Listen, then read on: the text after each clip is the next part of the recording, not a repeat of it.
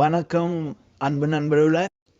இந்த பதிவில் வசியம் எப்படிங்க செய்கிறது அப்படிங்கிறத தான் தெரிஞ்சுக்க போகிறீங்க.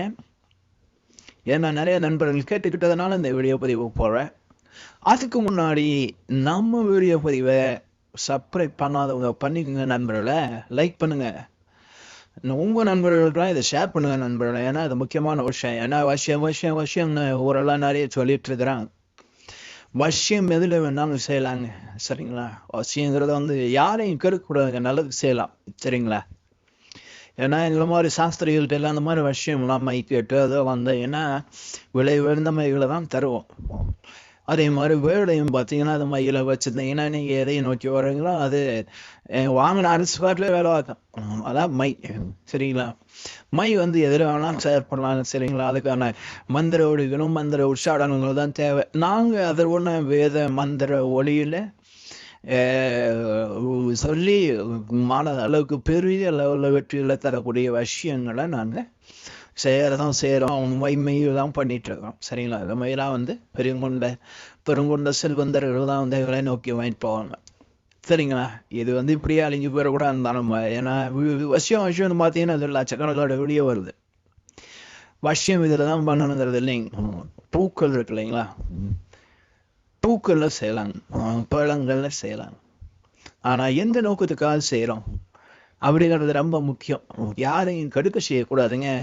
நம்ம வாழத்தான் செய்யணும். சரிங்களா? நம்ம எது செஞ்சாலும் நம்ம மெமரி லாஸ் ஆகுதுன்னா அவசியம் பண்ணலாம், தப்பே கிடையாது. பணமே கிடைக்கல அப்படின்னா தெய்வத்தை கூட அவசியம் பண்ணலாம். அப்பா அம்மா எந்த நேரம் சண்டை போட்டுட்டு இருக்கிறாங்க, அவங்க சண்டை போடாத அவசியம் பண்ணலாம், நல்லதுக்கு பயன்படுத்தலாம் நண்பர்களை. ஏன்னா அதுக்காக கையை அள்ளி பூசிட்டு போட்டு வச்சுட்டு சுற்றுறதில்ல வசியங்கிறதே வேற. சரிங்களா?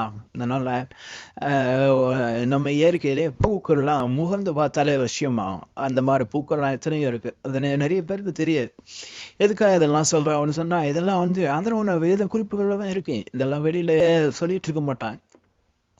நான் உங்களுக்கு ஓப்பனாக உடைச்சு சொல்ல நண்பர்களே, என்னோட சேனலை பார்க்குற அத்தனை பேருக்கும் எல்லா விவரங்களும் தெரிய வேண்டும் என்பதற்காகவே இதை போட்டுட்ருக்கேன். சரிங்களா?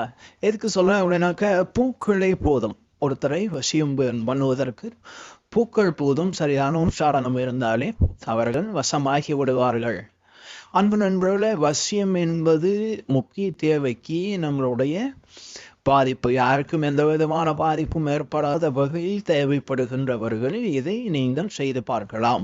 ஏன்னா வசியங்கிறதுக்காக நீங்கள் தேவையில்லாமல் பணங்களை இழந்து பல நண்பர்கள் எங்களுக்கு கால் பண்ணுறாங்க. அவங்க தேவை கருதி தான் இதெல்லாம் போடுறோம். சரிங்களா?